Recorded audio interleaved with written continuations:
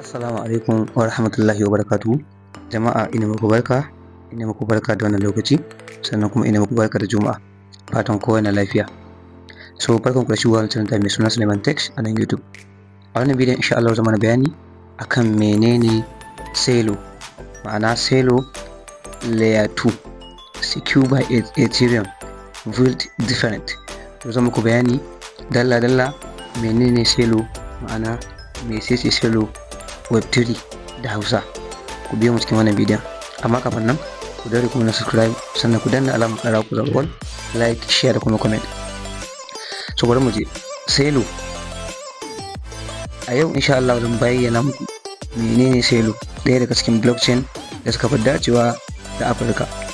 Celo wata blockchain ce da aka ƙirƙira domin wayar hannu, ba sai da kwamfuta ba. A cikin Celo za ka iya abubuwa da dama kamar haka. Na farko, a cikin Celo za ka iya turawa, za ka iya kuma karɓar kuɗi, kowane irin kuɗi za ka iya karɓa kamar CUSD.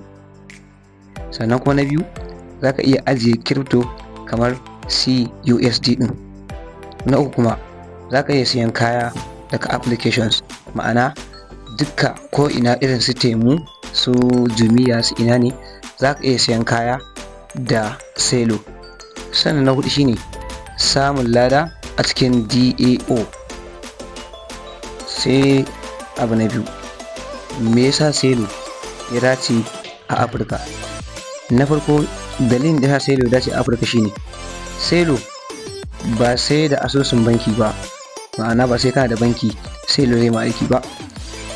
Na biyu kuma, yana da saurin mu'amala. Idan kana amfani da Celo za ga mu'amalarka tana sauri fiye da yadda komai yake.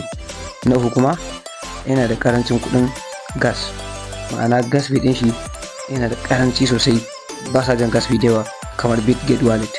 So za ka iya amfani da Belora wallet domin ajiye CUSD ko kuma Celo. Inda Celo mun sani blockchain ne, sannan kuma suna token.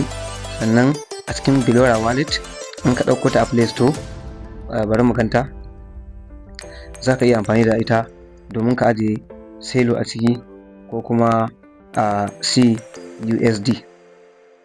Wannan shine Belora wallet. So in muka kalle shi gashi nan, in muka kalla ciki za ku ga cewa, za ku ga wannan hoton, za ku ga an yi swapping USDT to Celo. So za ka iya yin komai da komai da Belora wallet a ɓangaren Celo, kuma za ka iya ajiye kuɗinka a ciki ba tare da wata damuwa ko wata matsala ba. So wannan shine dai ƙarshen bidiyon. So a bidiyo na gaba insha Allah zan nuna yadda ake buɗe wallet ɗin da yin mu'amala.